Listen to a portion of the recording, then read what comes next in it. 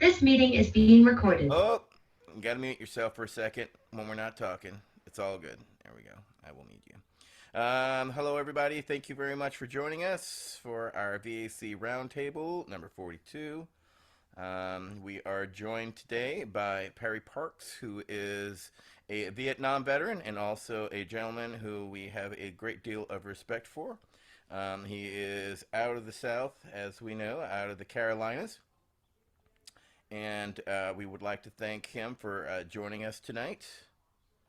And as we are now officially live, thank you everybody for joining us. I would like to thank our council members Tony Landry, Wade Laughter, Pearson Kennedy Crosby, Al Byrne, George Armstrong, Michael Krawitz, and Nate Landau for joining us tonight. We, of course, are joined by Perry Parks, who is our guest tonight. And he is a Vietnam veteran who is going to speak to us about his experiences. So, uh, at this time, Mr. Perry Parks, thank you for joining us. Unmute yourself. You're ready to go there. And our first question to you is, what got you into cannabis? At what age? What was your first memory? And what made you realize this was going to be your calling? Well, I was fortunately introduced to cannabis back in 1961 as a bandsman in an army band. In 1966, I learned about flight school, and it was through a person at a sport parachute meet, Dick Fortenberry, who was a world champion parachutist. And I saw this funny uniform, WOC, on his collar, and I said, Dick, what is that WOC? He said, I'm a one officer candidate. I'm in flight school at Fort Rucker. And I said, my goodness, how did you do that? So he told me you have to apply. So I applied in 1965 in December, left for Fort Walters, Texas. I spent about 4 to 5 months there, and then I went to Fort Rucker, Alabama, where I was transitioning to the UH-1 helicopter. From there, I was sent to Vietnam. Surprise! Uh, what that was the cost of flight school. And for somebody who really wants to fly, it was a decent cost. Okay, I went to Vietnam. I spent 1 year in an assault helicopter company. I came back to Fort Rucker, and I was chosen to teach at Fort Rucker.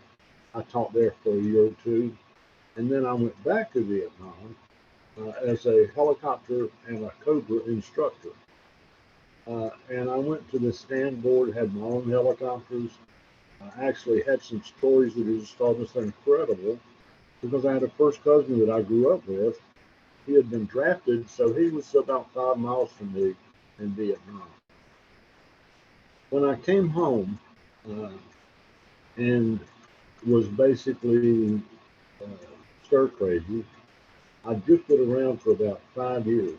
Uh, I guess you could call it homeless, even though I didn't think of myself as being homeless. I did not have a home address permanent.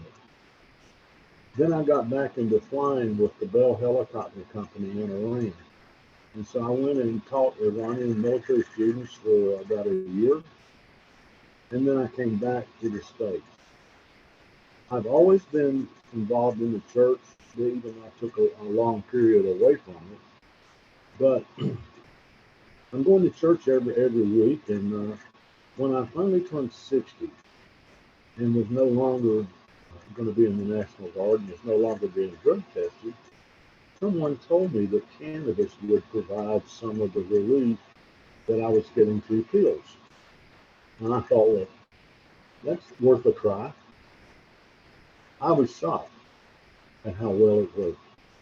And the more I thought about it, as a Christian seeking the truth, then I should be telling other people about this. At least for me, it worked. And so I went to the pastor and I said, look, this actually works for me, and it's been uh, mislabeled and mistaught and misrepresented for years now. And so when I really got interested, I learned about patients at a time with Al and Annette. And so I went to medical conference in 2009, I believe, or 8, in Rhode Island, where I met Dr. Missoula. And I also saw a presentation by a doctor who told me why I received the relief that I got through cannabis. When I saw the medical documentation of how it worked and how well it worked, I thought, well, I went to my pastor and said, look, I just have to tell people about this because we're all seeking the truth, and this is the truth. Well, he was very upset. He said, well, you're going to involve our church, you're going to involve your daughter at the high school, you're going to involve your family. And I said, look, if I'm involving them in the truth, then I'm doing an honorable thing. And so I basically came out to the local newspaper and told them that this is what I did instead of the cannabis. And of course, I continued to go to the Patients Out of Time conferences. And the more I learned, the more upset I got at the disinformation about cannabis that was being put out. And so I got more involved. I met Michael Krowitz, and I'm assuming Michael is on tonight. And I have to tell you that in my many years of just kind of kicking around, very few people come to my house and make me be quiet for 24 hours. And I was absolutely astounded at Michael's knowledge of cannabis and the medical properties and the history of cannabis. And so I realized that all this time when I thought that I was a educated cannabis consumer, I was basically ignorant. And that is the state that we find people in today. I often tell people here, and I've told the local newspaper finally got really ready to help me. And so they became a partner instead of a stumbling block. And so with the help of the local newspaper, we were able to change minds and to actually work with the Richmond County Daily Journal, which received an annual award for broadcasting for tackling this subject, which is so taboo in North Carolina. I have to say that today I'm somewhat disappointed that North Carolina continues to be a state where cannabis use is illegal. They have made a carve out for me, kind of. I mean, they really don't bother me about it because they basically think I've earned the right to choose my personal form of medication. But it is so sad because other people are not afforded that same courtesy or that same acceptance. And so, having worked this time, I worked through the State Employees Association to try to convince them and try to convince the people. And Michael was, I was blessed. He attended a meeting with me with the North Carolina State Employees Association, and that's about 500 of the hard workers in the state. And we actually passed a resolution in support of cannabis legalization. We were the second highest priority behind health care in the state of North Carolina. And we had a joyous celebration of having come on board to support cannabis legalization. I went to the Speaker of the House at that time, Joe Hackney, and I said, Joe, look, wouldn't it be nice if we put our farmers back to work growing a plant that cures cannabis rather than one that causes it? And I looked now and I actually emailed the former speaker just a few days and I said, don't you wish you had listened a little closer to me instead of just writing me off as another hothead? And so it's been a long battle. I have continued to be disappointed. And I want to tell you that just this past week, I went to a political fundraiser in a kind of an educational course by Honorable Sherry Beasley. Sherry Beasley is the Democratic candidate for the U.S. Senate in North Carolina. And I am happy to say she's getting a lot of positive publicity. And so in that meeting, which was close to a room full with local press, I stood up and asked a question. I said, Honorable Beasley, I said, I'm a former military helicopter pilot who chose cannabis to treat my PTSD, and I continue to be considered a criminal in this state.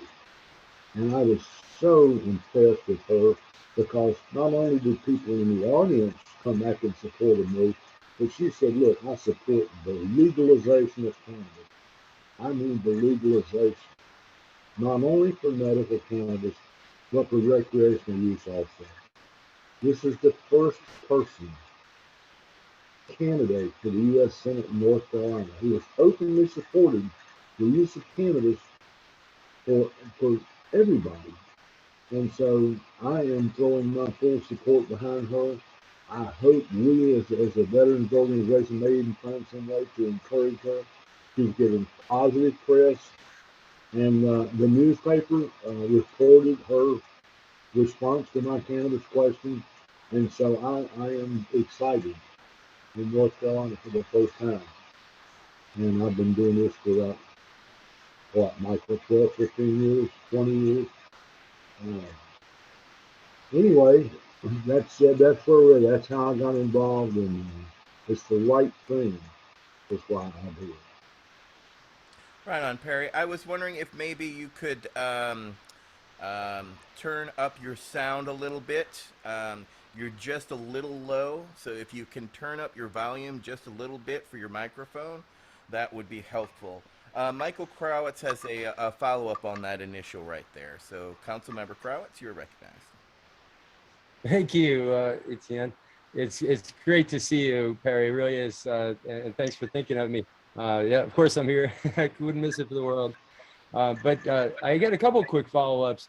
One, test your, I guess, your memory here. I'm not trying to test your memory, but I just want you to, I think you probably remember this. So you got up there at the Democratic convention meeting, and you had a quote that it wasn't really a quote. It's just something that you said basically about Barry McCaffrey and about your communications with Barry McCaffrey about this and why that should compel them to think about this. That was the first part, if you can remember that. And then the second part was just a bit about like where religion comes into this, because you actually were and are a great champion of this is a moral cause, the access to medicine for cannabis, and that struck me just from your genuineness and your kind of hard work on that side. So those two were my quick follow-up. Well, I don't remember a lot about Barry McCaffrey. I mean, I know who he is, and I remember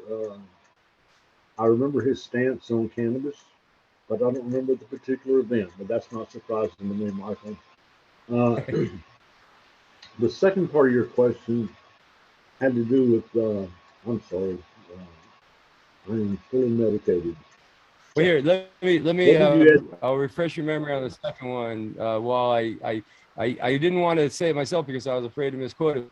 I remember you saying something about Barry McCaffrey that you went up to him and you said, "Hey, we should have access for our cannabis for our veterans," and he said, "Well, come back and show us the research." And you came back with the research and you said, "Here's the bloody research, but you know what? You should have taken my word for it." And just the way that you said that to those folks. And it was like, what the hell? Are we really going to just look a veteran in the face who's right here suffering and getting a benefit and say, well, no, I don't believe you? And I think you called that maybe better than anybody I've ever seen in that moment. And then the other question was just about religion. I was asking you, sort of how and where you saw this as sort of a religious calling. You didn't kind of hit on that part of the question. Yeah, well, first of all, I remember now what you were talking about because we had the entire State Employees Association membership in an auditorium, and I just told them, I said, look, when I first told you I was doing this, you said, look, show us your evidence. And so, after going to a couple of the seminars with patients at a time, I was able to present the evidence of why cannabis worked in my case. I said, but you know, the sad thing is, everybody comes in all the time saying, thank you for your service, thank you for your service. Look, why don't you just stop arresting me and allow me to treat my cannabis or to treat my PTSD the way that I want to? Because I was taking a sleeping pill, I was taking narcotics, I was taking, not narcotics, all kinds of medications to calm me down when all I had to do was just kind of sit back with a joint and smoke it and be relieved. I mean, it was a way of reprocessing memories from what I remember at the Patients Out of Town conference. They said, you know, for some reason we don't understand exactly how it works, but the memories that keep you awake at night and that cause you problems somehow are processed differently and are not threatening. And so the amount of relief that I got was so earth shattering. And to look at other veterans and see how they were suffering, I actually made a presentation to the American Legion in Washington in the Rayburn office building, and it was full of old veterans. But the problem is, if you're part of the older group, you have been conditioned with government money for years that this is a horrible thing. And so the first time a veteran stands up and says, hey, it's not what you think, because it really does work, the first thing they do when you mention the word marijuana or cannabis is their brain wants to shut down. And they basically say anything he says after this is a lie. And that's the sad part, because only veterans talking to other veterans who have that understanding that, hey, I want to help you because I know what it's like to lose that. And that help has been so, it's been a lifesaver. I can say that. My life now is far better. And I mean, I no longer hold it back. I mean, you know, I'm not trying to throw it up in their face, but I have earned the right to treat my illness the way that I see fit best for me. And so I hope that people will kind of let their guard down a little bit and say, well, what if what he's saying is true? Then what then? You know, there are plenty of opportunities to help veterans uh, with doing this. And anyway, good to see you, Michael. All right. With that, thank you very much. Our next question will be from Councilmember Wade Laughter. Councilmember Laughter. Thank you, Jen and Perry. It's a real pleasure to meet you. I was struck by the timing as you were telling your story. You first described your first tour in Vietnam, mid 60s, I think you said. And then you did another tour after some couple years in the States. And then it sounded like you had time at home where you started talking to your pastor about cannabis, or maybe you started talking about your PTSD, but at some point cannabis started becoming important to you. And you might have really already answered my question. I was really interested in what drives a person to be an activist in the way that you have. You've spoken for justice, you've spoken for the plant, you've spoken for people's right to have access to a plant. And yet you risked your standing in your community, in your church. I'm sure some folks in your church called your faith into question. And anyway, can you talk about that for a minute, please? And thank you for showing up with us here today. Yeah, you bet. Listen, it's a pleasure. My wife and I were denied membership at a church for over 2 years because of the legality of what I was doing. It was not whether they thought I was right or wrong. It was like technically you're opposed to the law, and you know in the church we're taught to obey the laws. But it's just like an order that the Lieutenant Calley had. When they give you the order, they're giving that order based on information they have. If their information is not correct, then they could give you an order which is not right. And it's really a damned if you do it, damned if you don't. On the military officer, you have to decide whether it's right or wrong, and then you have to do what you think is right. And so, whenever I realized that that this was right for me, then it became imperative that I say it. I know most people were educated right out of high school. I went to college much later, and when I first excuse me, heard about Martin Luther King and he was talking about justice, he said something that's truly earth-shattering. He said, "Listen, if you recognize an injustice, and when I say that, I mean you have to really recognize it for you. You have to realize this is really wrong.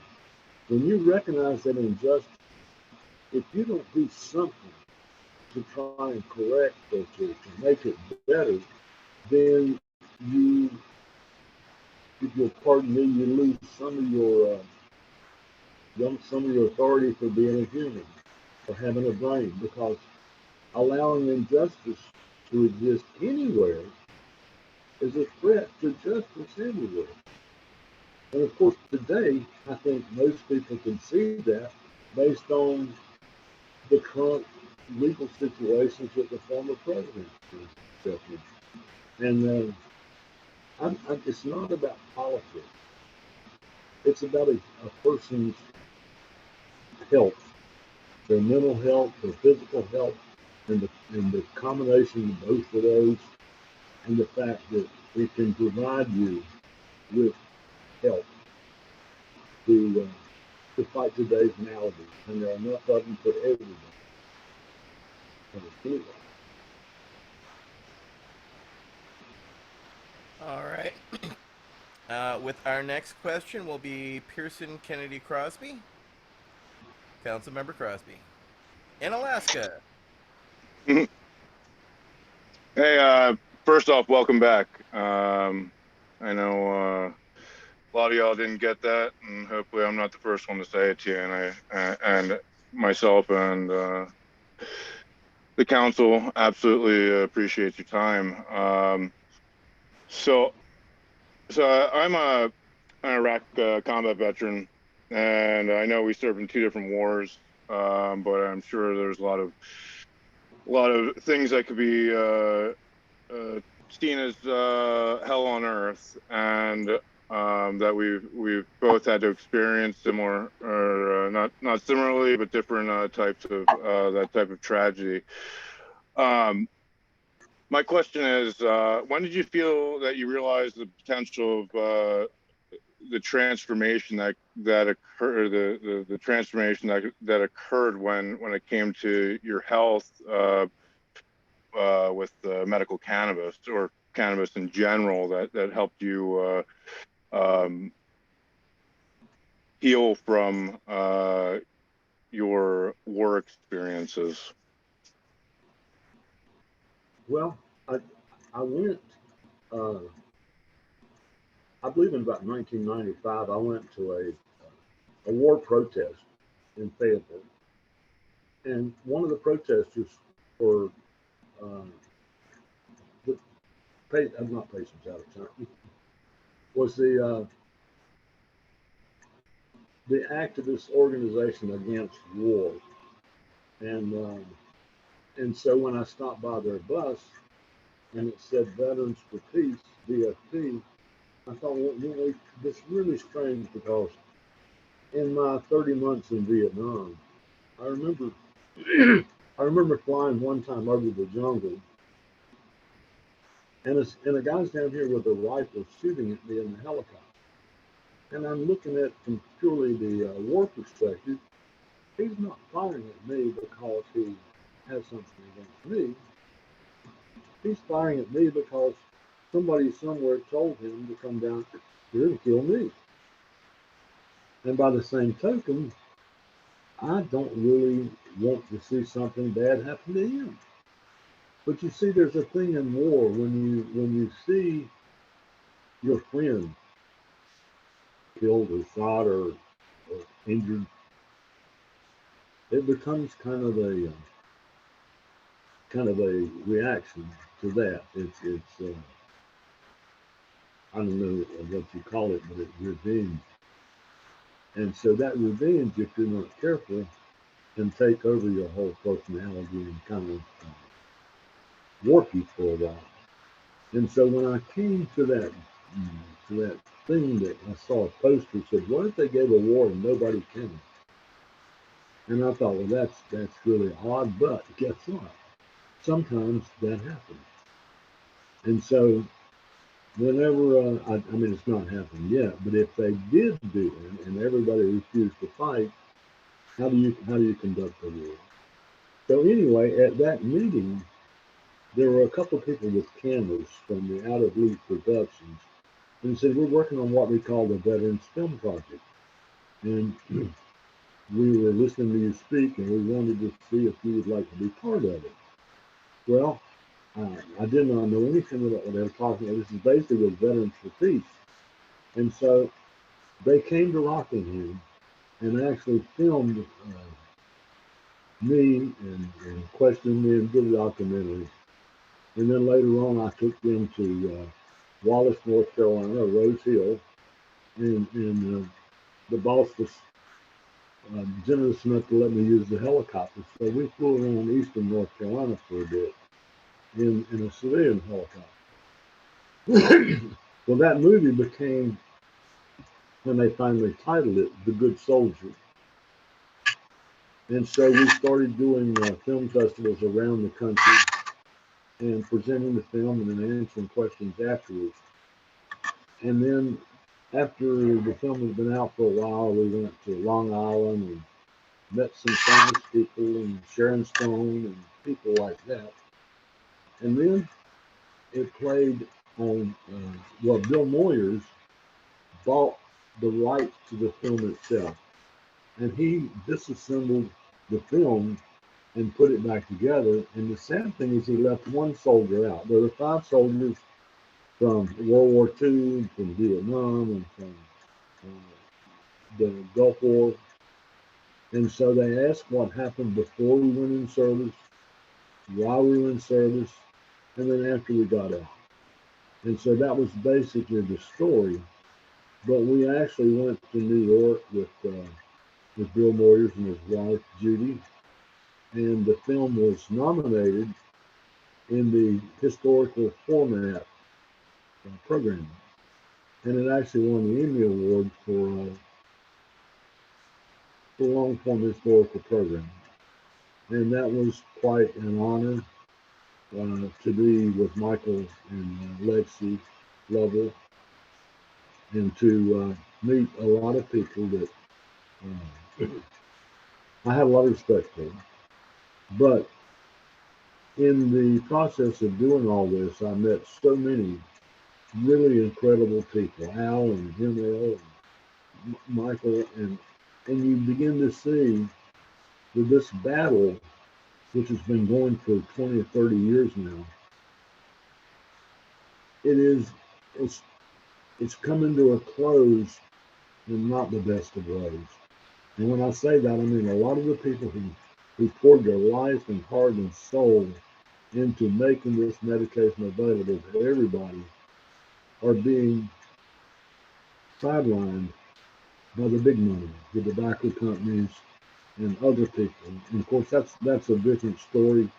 But I am proud to say that when I told my pastor that I felt like it was my obligation to tell the truth, then I I followed my true self, and I have really, really uh, benefited from it, from all the people I've met, and this crew here. I mean, we all know there are veterans all over the place who don't yet have the freedom to use cannabis. I mean, you can use it, but it's always at your own risk if you're in one of the few states that are left. When I started, there were 12 states that had some cannabis laws on the books, and we've come a long way.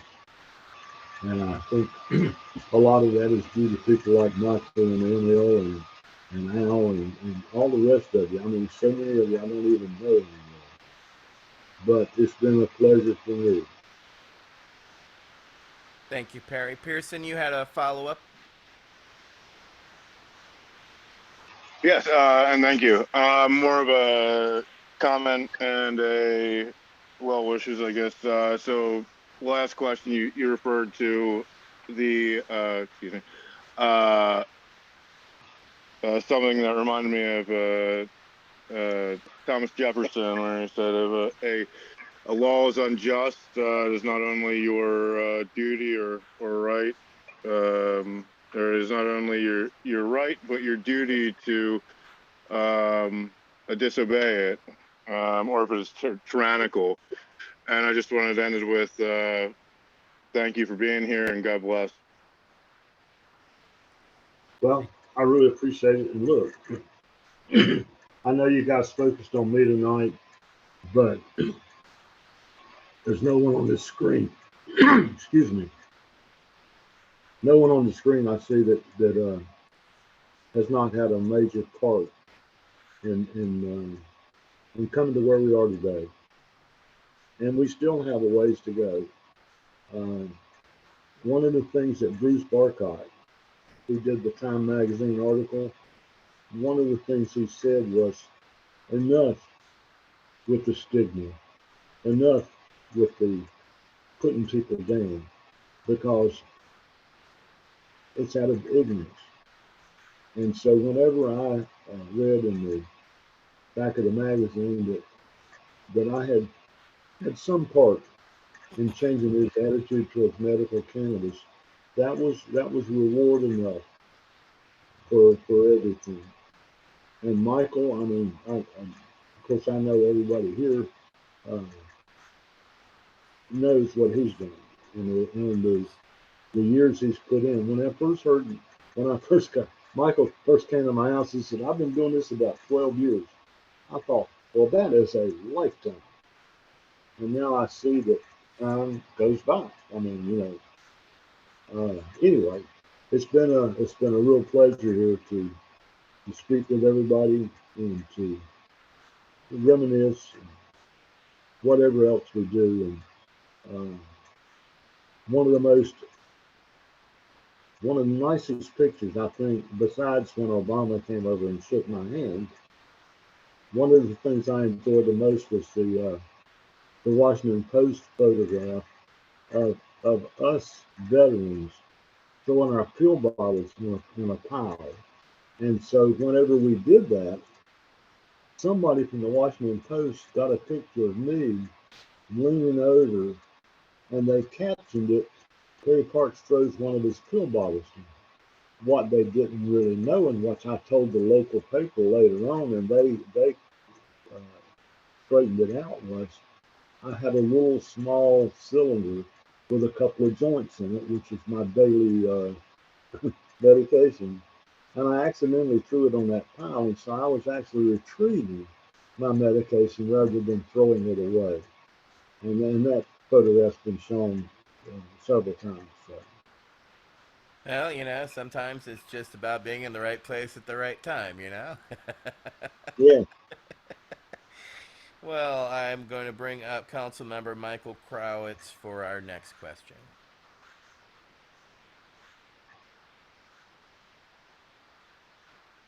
Thank you, Etienne. Find the mute button there.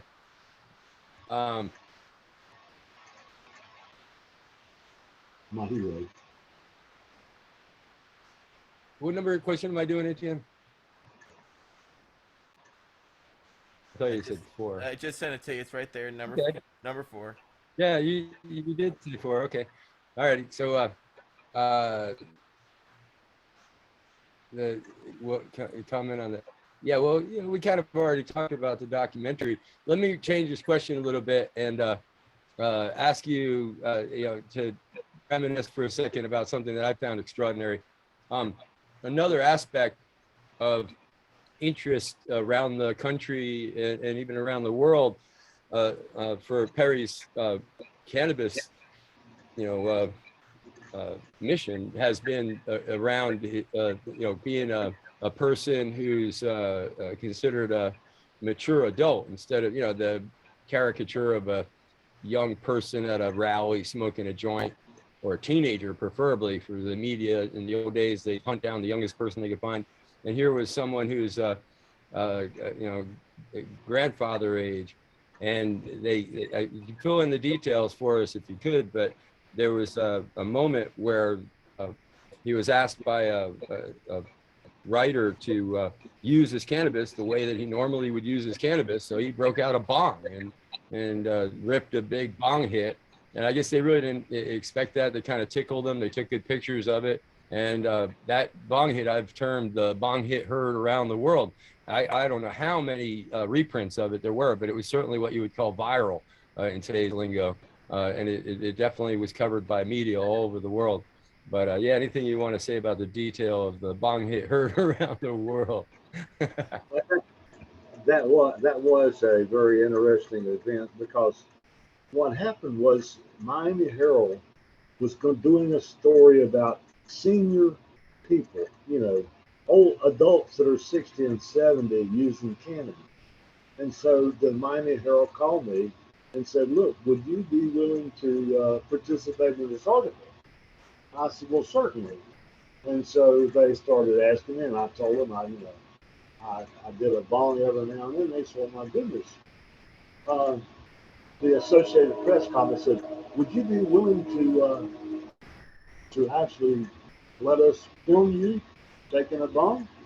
I said, "Absolutely." Well, I called our lawyer, Ben Scales, in Nashville, and I said, "Ben, listen, the Associated Press wants to photograph me smoking a bong. What do you think?" He said, "Well, to be honest, it could be considered probable cause. But then again, they don't know what you're smoking." I said, "Well, I think I'm going to do it anyway." He said, "Well, I'll be right there if you need me." And so they sent the photographer up. Actually, sent photographers up 2 days in a row. The first time with a still camera, the second time with a projector movie camera. And so that photograph of me smoking the bong actually showed up in almost every. It was in Japanese. It was Hispanic. It was Spanish. It was in. I'm just several different places.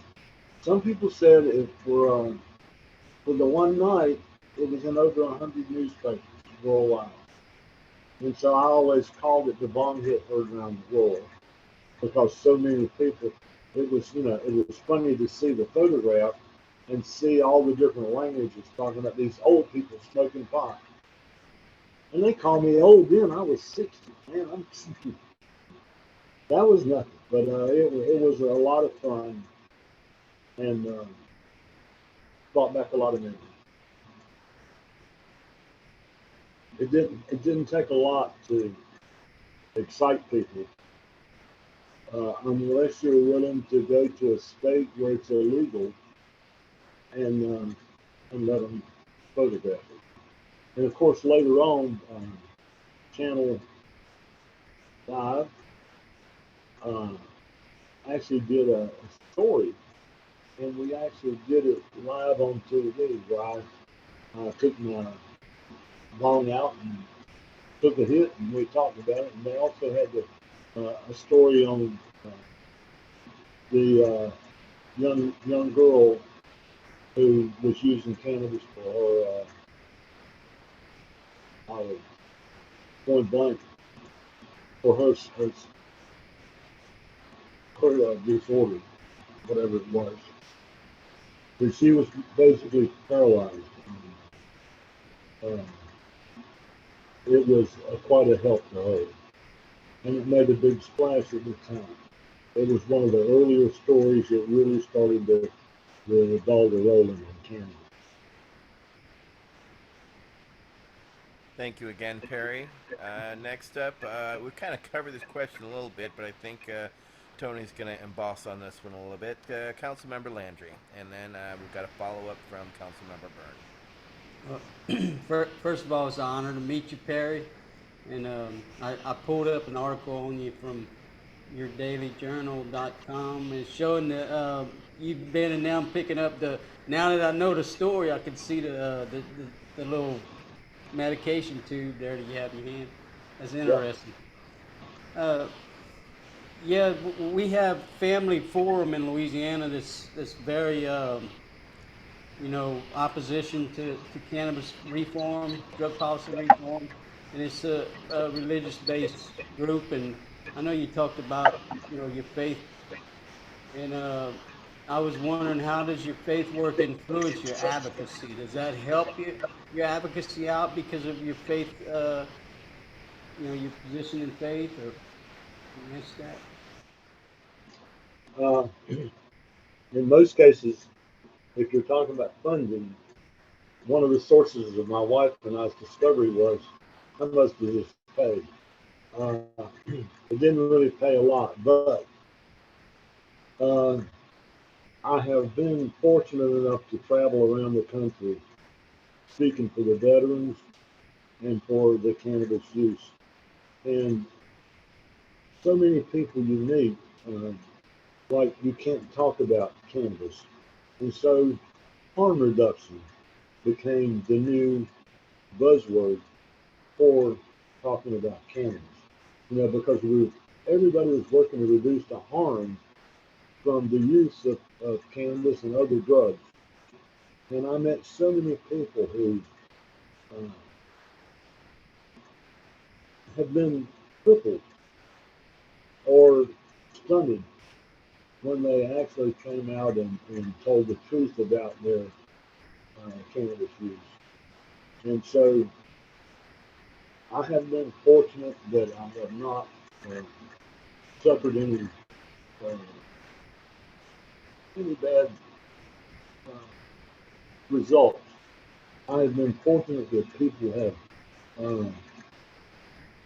been willing to listen, because that's what it takes, is for people to stop and listen and to not write you off right away. And I was fortunate in that way because my life, my life story was one where I was often somewhat in the spotlight. And being able to marry cannabis with the spotlight, some people get away with it, but a lot of people get in trouble. And that's one of the things that when I was talking to people at the North Carolina legislature, I one day went in and didn't know that I had a small amount of cannabis in my military uniform coat pocket. And everybody said, "You smell so strong." And I was with a doctor and his wife. And I said, "Look, I knew I was clean, so I didn't worry about it." So they stopped me and took me into a room and asked me to unbutton my coat, and almost seemed embarrassed to kind of halfway search me down. And so when I got outside that day and found out I actually had some contraband in my pocket, I was shocked. But the thing of it was, the people, when I went back to the representative's office, I said, what really disturbs me, if this had been some black teenager or some Mexican or some person who's not He's always taken a hard road. Then they wouldn't have treated him that way. They would have. It's just sad. It's not right. So, but I really appreciate everything that Michael and the rest of you guys have done to get the word out and to make us look more like we are than what people thought we were. Thank you, Perry, very much. That's basically it for our questions. Al Byrne, who is one of our members, has a question to follow up. Yeah, well, Perry, I'm glad we finally put it together tonight. There's a few phone calls, but good to see you. You're looking better than the last time we had you on. You had COVID, I think, at that time. And so, I'm also glad Mike brought up the blonde hit around the world, because all of us, somebody said, desire at least to expect 15 minutes of fame, and you had yours. So congratulations. One thing I'd like you to talk about is North Carolina, in particular the politics. You brought up that the ex-Supreme Court judge, I believe her name is looking good in North Carolina. Self medical and legal cannabis. I think veterans in North Carolina would like to know that. So I got a two-point question here, Perry. Is there any organization veteran-orientated, politically veteran-orientated in North Carolina that we could speak with about this? And the second question is, in every state I've ever dealt with this shit, there's a good person, Mrs. Beasley, Miss Beasley, and then there's the bad guy. Who's the bad guy? I would like to know the bad guy's name so that, like we always do, it works pretty good, man. Trust me. We invite him on the radio show and ask him why he's not supporting vets in North Carolina. And one of two things happen. Overnight, they either just start supporting vets or we never hear from them again. But who's the bad guy? And are there some groups that we all can, for the moment, back this lady in her beliefs that we believe in? She's going to be a senator. Hell, man, that's what we want. Thank you.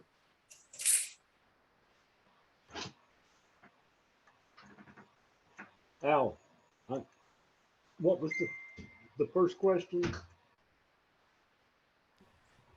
Al, what was the first question? All right. Well, first I tried to make a joke. That didn't go over too big. But I'm saying, who's the bad guy in North Carolina? There's a good lady, and there's always the bad guy. We want to identify the bad guy as on here, so we all know who he is, because that's what we do.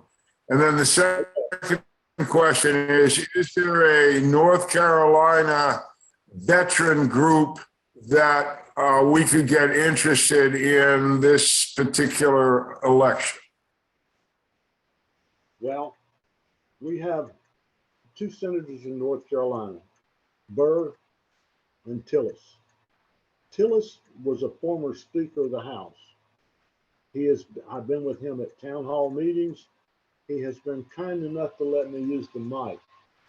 But once he got to Washington as a U.S. Senator, he forgot North Carolina. I've called him many times and said, look, what can you do about cannabis? And he rarely did anything at all. And so we've always had Republican opposition to cannabis legalization in North Carolina. That's why we don't have cannabis.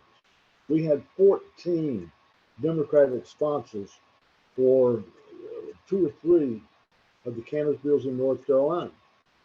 And with those 14, Democrats, we could never get the Republicans on board. And so every time we had one education day where we had people from all over the state with all sorts of crutches and maladies and problems, and yet we had a person from North Carolina who belonged to the Christian uh, political action group, and he was just totally uneducated about cannabis, and so they fought us um, at every spot, you know. And it was not based on science; it's based on their old. Um, and I don't even remember his name now, but he was a Republican activist who wanted to keep us away from cannabis, to keep us as criminals. And so I really had a hard time. I told him one time I saw him coming out of the elevator. I said, you know, the Holy Spirit, which most of us Christians seem to have inside of us, would tell you if you would open your eyes and look that this can't be wrong. This has none of the side effects that you talk about are real. You know, we've had so many of them with the early days. And I just told him, I said, look, you should pray about this earnestly because we're all seeking the truth, but you refuse to let the truth come through. And so it's been that way in this state for at least since the last 14, 15 years. And I'm hoping that with this new Cheryl Beasley, who has come out openly and said she supports cannabis legalization, and she has a good chance of going to the North Carolina State Senate. And I just I hope she takes Justin Burr's seat. Burr was a bail bondsman, and so when we had a meeting, and Burr was he was basically the chairperson. I said, look, do you not have a conflict of interest here? What percentage of your bail bonds are for cannabis offenses? They didn't see that as any kind of. I reported it through the ethics committee, and they saw it as no conflict of interest. So, but North Carolina is slowly changing, and I used to say we would probably do 50 unless they add a new state, and then we'd do 51. But I'm hoping that we have a change with Sherry Beasley. She's a former associate judge. She's a former chief justice of the North Carolina Supreme Court, and she's generating a lot of positive publicity, and she's visiting a lot of the local districts. And so, if you're in North Carolina and you see Sherry Beasley, she is for you. If you're a cannabis user. Well, thank you, Perry. Okay. I think that that about wraps it up for our questions tonight. So we would like to once again thank Perry Parks for joining us tonight. And it's been an honor to share this time with you. And thank you again for your years of activism and your hard work. And as Pearson said earlier, thank you and welcome home. I am a Desert Storm veteran, so I thank your generation for very much taking our generation under its wing and making sure that we had our heads screwed on straight. So forever thankful for that. But I'm pretty well known. Well, thank you, everybody. We'd like to thank Perry Parks. I'd like to thank Tony Landry, Wade Laughter, Al Byrne, Michael Crowitz, George Armstrong, and Nate Landau for joining us tonight.